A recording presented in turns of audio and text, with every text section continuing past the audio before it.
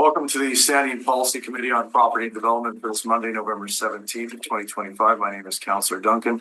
I'll be chairing today's meeting. I'm joined by Councillors Dobson and Santos and also members of the public service here today.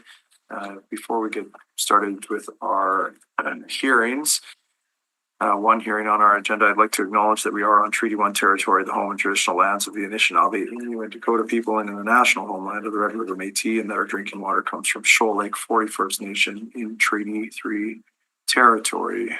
Do we have any minutes or anything to be passed from the previous meeting? No minutes. No minutes. Okay, so then we can move right into our business today. Okay. Thank you. I'll move that Councillor Wyatt be granted leave of absence from today's meeting due to a personal matter.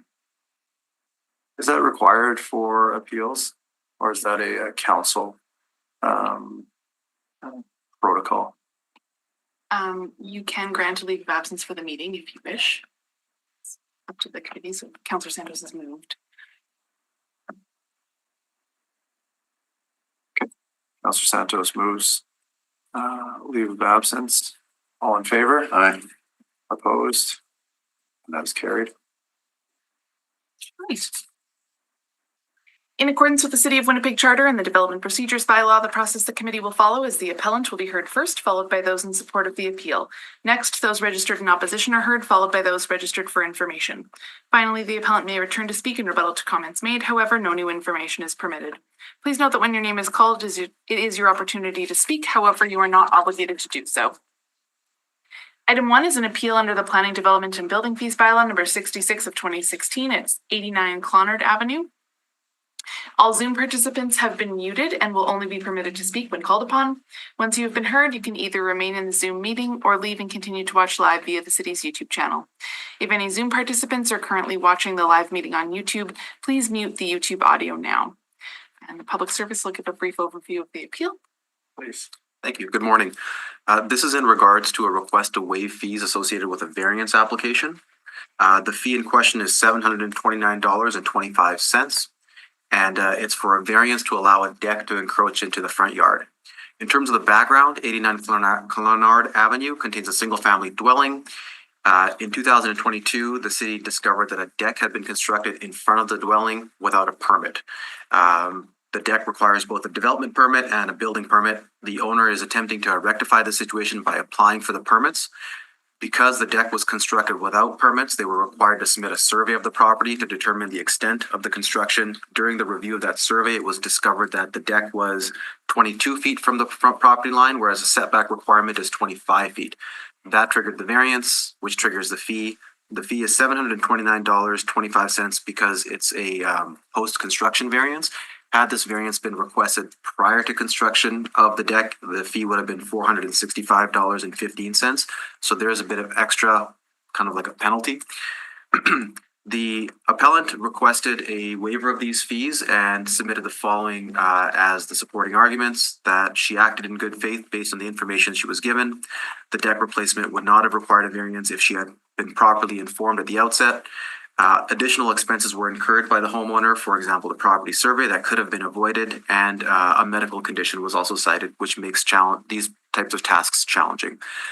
The fee waiver committee reviewed the request and determined that the fee was appropriately applied. $729.25 is the fee in this instance, and the imposition of that fee was determined to not be unfair. Therefore, the request to waive the fees was denied, hence the appeal, which is before you today. Happy to take any questions. I have one question. The deck, any idea when it was built? It was built sometime around 2021, 2022. The exact date is not known. It was previously, there was a set of concrete steps that went up to the house, and there was a smaller deck roughly in the same location.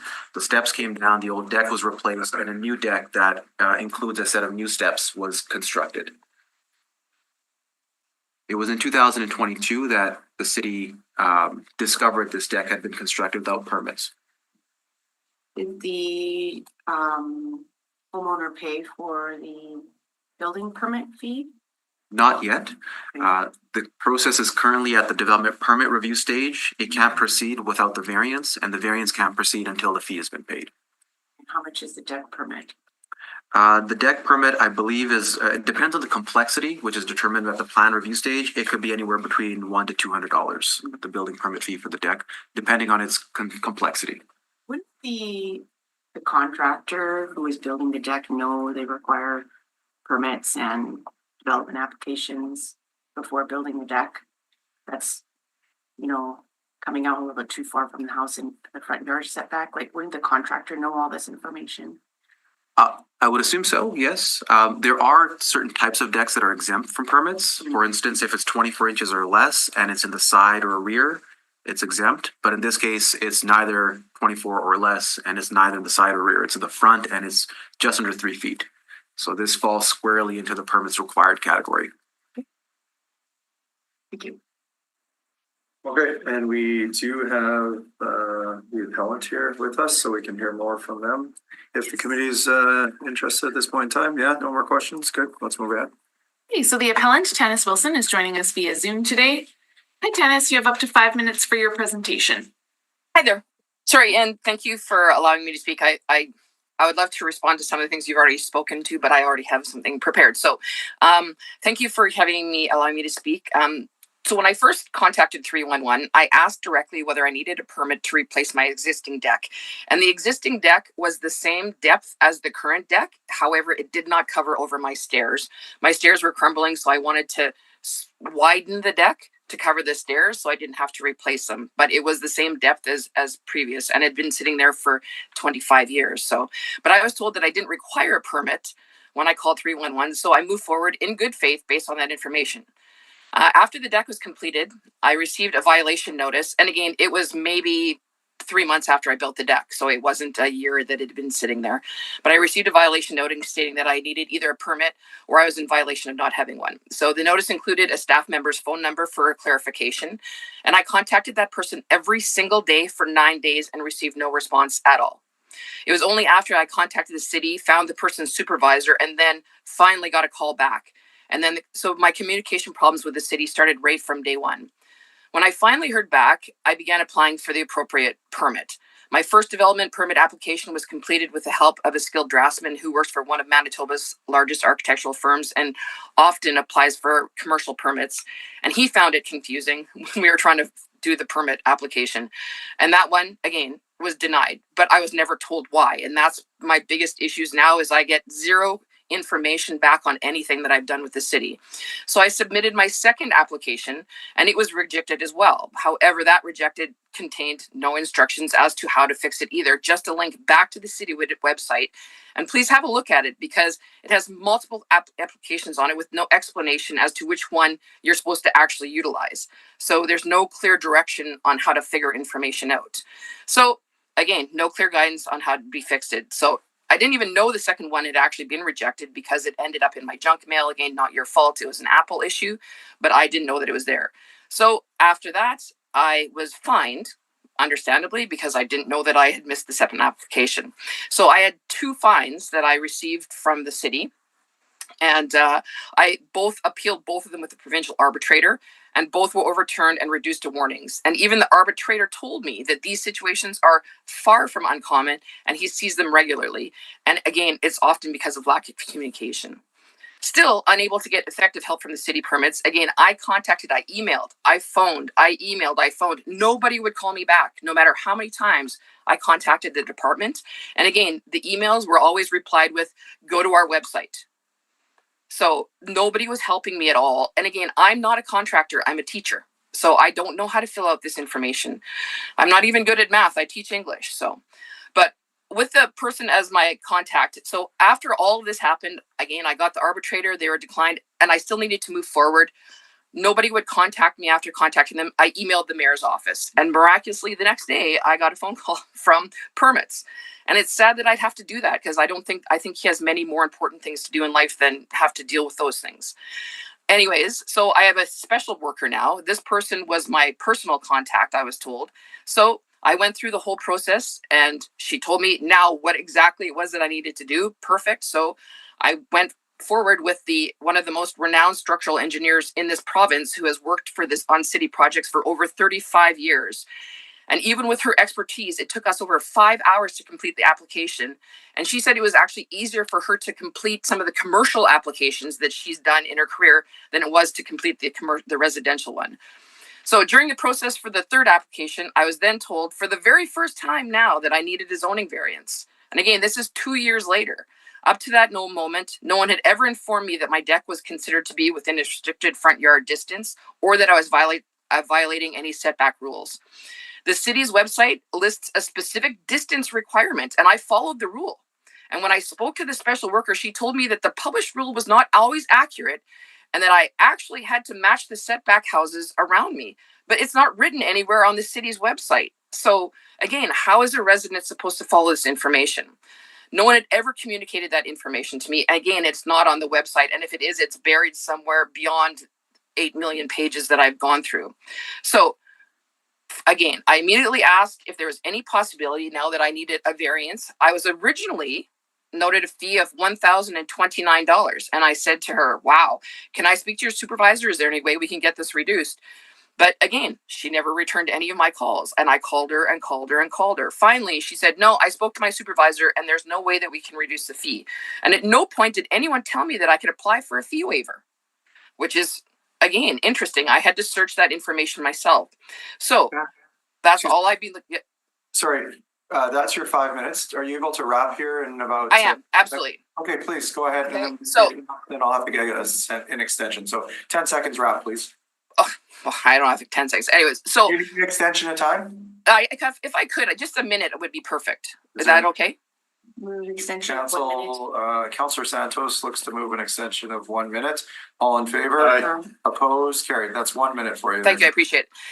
2 to 3 weeks after I was given the $1,000 fine and had already found the fee waiver application and sent it in, I was then called and said, oh, actually, the fee is only $729. We made a mistake. So I would have been out $300 had I actually paid the original fine or the fee that I was supposed to have. So through all of this, I've acted in good faith. I've already paid over $1,000 for a property survey, a cost that it wouldn't have occurred if 311 had provided the accurate information from the start. I'm living on I have a traumatic brain injury with post-concussion syndrome, which makes things difficult for me in the first place.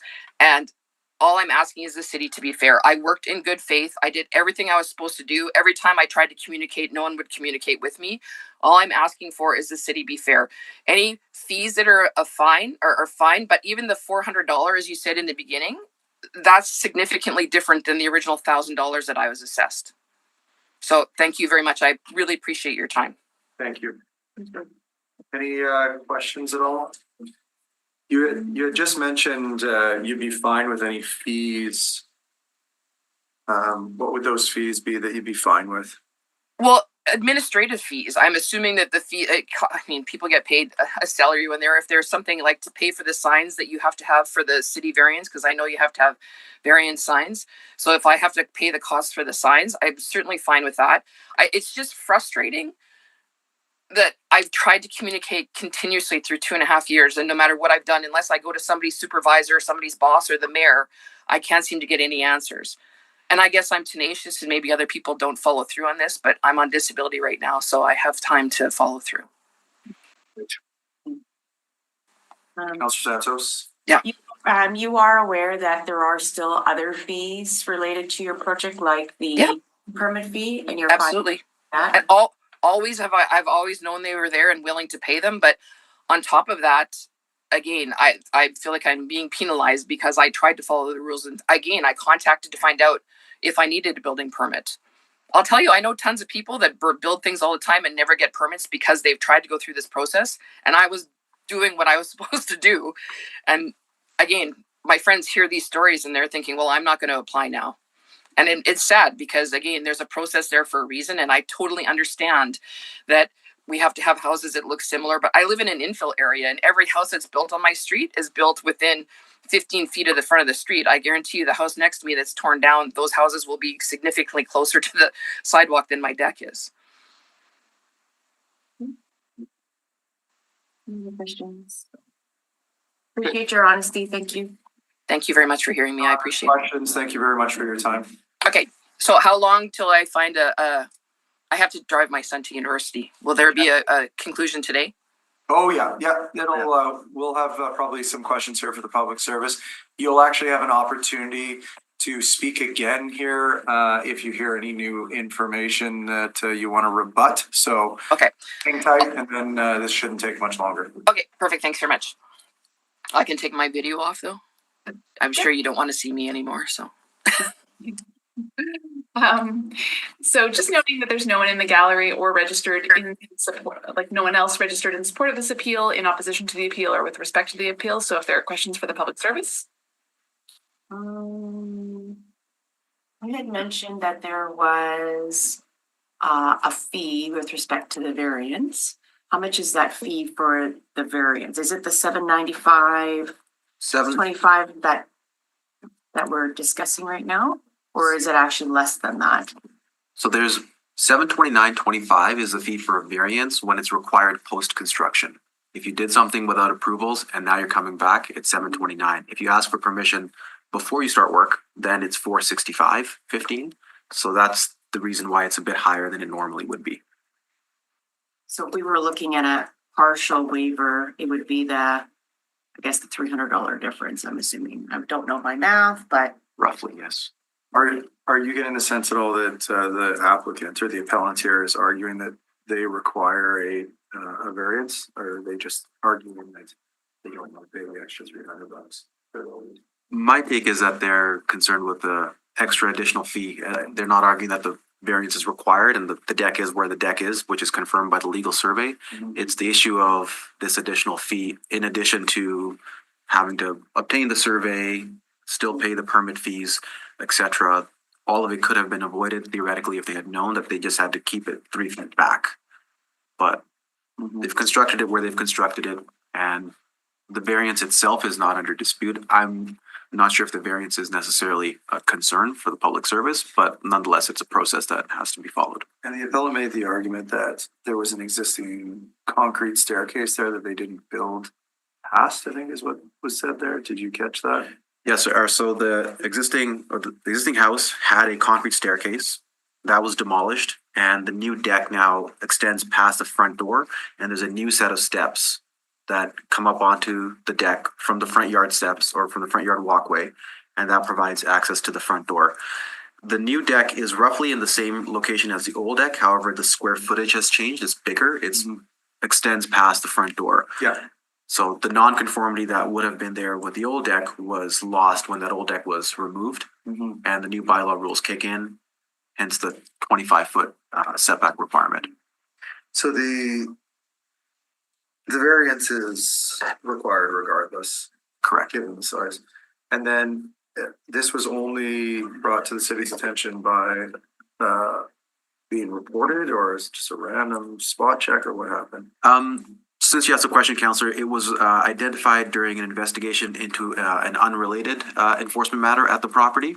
I can get into that if you like, but there was another enforcement matter that came as a result of a complaint, and when bylaw enforcement dug into the property, they uncovered this deck issue. The other issues are also being dealt with separately. There's no dispute there. Okay, we'll Yes. stay out of that. We're just here to hear this matter. Okay, so if that wouldn't have taken place, the deck would have just been constructed and time would have moved on. There would have been no. Yeah. All right. I have a question. Sure, The Councilor Robinson. previous deck, that would not have passed currently, right? It would have been a protected nonconformity if it had been, since it had been constructed prior to today's Prior to the rules, yes. But So- the nonconforming rules, those rights, those grandfathered rights go away as soon as the structure. Yeah, so if I call 311, not being in construction at all, and say I just wanna replace my deck, basically over this same footprint, not realizing that the minute I touched it, now all the rules apply. So I can't see us charging them for a post-construction when the interpretation is you're just replacing the existing. Yes, Counselor, with the replacement, because of the height of the deck and its location in the front yard, it would still require a permit. Yeah, Like for like deck replacement is currently not permit exempt. It still requires a permit. So if they were, say, touching up the old deck, painting it, etc., Well, that's just cosmetic. cosmetic. But as soon as the old structure comes down and a new structure is being constructed, that new structure is valued under today's. No, that makes total sense, but if I were to call 311 and get the wrong answer, I'd be hooped. I understand that. If that is the case, that is regrettable. That if incorrect information or poor customer service is being provided, that certainly is regrettable. And that could have happened. According to Possible. that's one of the reasons that the appellant has stated. Okay. Okay, we can hear back from the appellant, then we can have further discussion if you'd like. Go ahead. Okay, Tanis, you have the opportunity for rebuttal. There's no new information permitted, but if you'd like to rebut anything that you heard, you have up to 5 minutes. Yeah, no, again, back to what I was saying is that I called 311. They did give me incorrect information. And the only change I made to the deck, the depth wasn't changed at all. I covered my stairs, and that's the only reason I actually replaced my deck in the first place is because I was going to have to replace my stairs. I explained the information to 311, and obviously they didn't know what was happening, but what you're talking about, yes. I don't know what else to say. It's just frustrating. So again, I have a traumatic brain injury, so I find it hard sometimes to rebut so far back because I can't remember what happened. I apologize. Oh, good. Okay, thank you, Tanis. Appreciate it. I don't see any other questions here at this time. We'll deal with your matter here in the next couple of minutes, okay? All right, counselors, is there any appetite to move the recommendation as it stands? Are we looking to change anything here? So my understanding of this all is that the 729 applies due to variance not being applied for in the first place. So if regardless, it sounds like there's a variance, it sounds like the appellant is agreeing that there is a variance required. So to me, there's two options here: stick with 729 as recommended, or go to the 465. 465.15. I'm in support of the 465. Would you like to move on that then? Yeah, go ahead. I'll do it. Okay, Yeah, you- I can do it. Yeah. Let me just go to the page. Okay, I move that the receipt of public representation be concluded. All in favor? Aye. Aye. Opposed? Carried? I'll need your help, Madam Clerk. I move that the appeal be allowed And the decision. and the decision of the fee waiver committee of the Planning, Property and Development Department be canceled with the following amendment.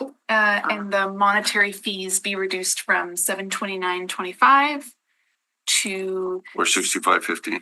and sorry, just to confirm, to $465.15. Okay. 65. Okay. Okay. Yeah. And the monetary fees be reduced from $729.25 to $465.15. Perfect. I know that we don't need comments on the record here. I would just, if there is anybody listening at home, please get things in writing, especially when you're communicating. There is an email option with 311 where if I would have seen 311's response saying there was no variance required, I'd be willing to waive this fee in its entirety, but that's not the case. So I'll be supporting Councillor Santos's motion. Anyone else? Or I'll call the question. All in favor? Aye. Aye. Opposed? Carried? I move that the appeal hearing be concluded. All in favor? Aye. Aye. Opposed? And that is also carried. Please note the committee has made a final decision on this matter, which is not subject to further appeal. Move adjournment. Councillor Santos moves adjournment of our appeals meeting. All in favor? Aye. Aye. Opposed? As carried. Thank you very much. We'll see you back here for the regularly scheduled P&D meeting.